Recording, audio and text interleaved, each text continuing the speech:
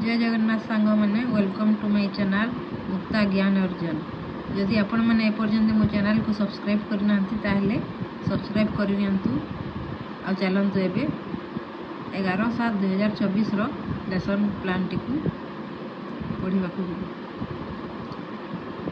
प्रथम अच्छी आम डेट रे 11/7/24 तापर अच्छे क्लास रे अच्छी शिशु बाटिका period first and second subject होची भाषा।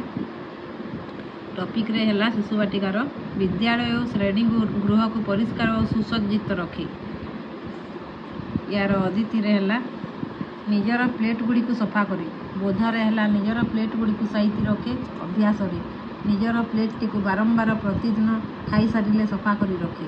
प्रयोग रे हला निजर प्लेट रो व्यवहार करी। प्रसार रे हला निजर प्लेट को सफा रखे और अन्य मानक मध्य सफा रखिया पई कहे।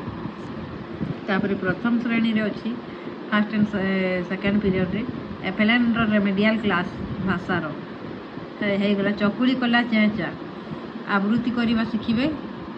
तार एलो अदिति रे हला सक्रिय रो सह कविताटी सुनिबे। बोध रे हला दाढ़ी पर दाढ़ी कविता आवृत्ति करिवे। अभ्यास रे हे पुस्तक रो चित्र को देखिबे और च अक्षर को चिन्हिबे। प्रयोग रे हे गला च अक्षर रे गोल बुलाइबे आ प्रसार रही गला चित्र एवं वस्तु व्यवहार करी ध्वनि चिन्हट करेंगे।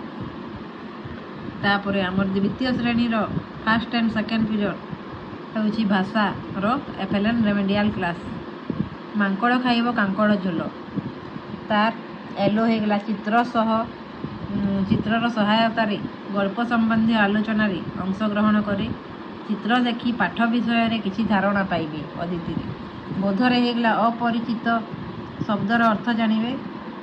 अभ्यास रे हेगला गल्पर चरित्र संपर्क रे आलोचना करिवे। प्रयोग रे हेगला गीतर चित्र आधारित आलोचना करिवे आ प्रसार रे मांकड़ विषय रे गपटिए कहिबे। तापरे हमर शिशु बाटिका थर्ड एंड फोर्थ पीरियड गणित तार हेगला टॉपिक रे शारीरिक विकास आ तार एलो कोड हला पाख और दूर जानिबे। तापरे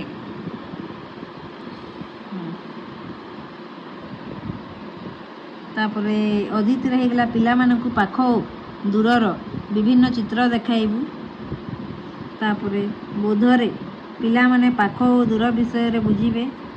अभ्यास रे पिला मानकु पाख और दूरर टीएलएम देबु सेमाने सेथिरु शिखिबे। प्रयोग रे पिला मानकु बगीचा को नहीं सेठारे पाख और दूरर विभिन्न उदाहरण देबी। प्रसार रे पिला माने पाख और दूरर पुस्तक रे थिबा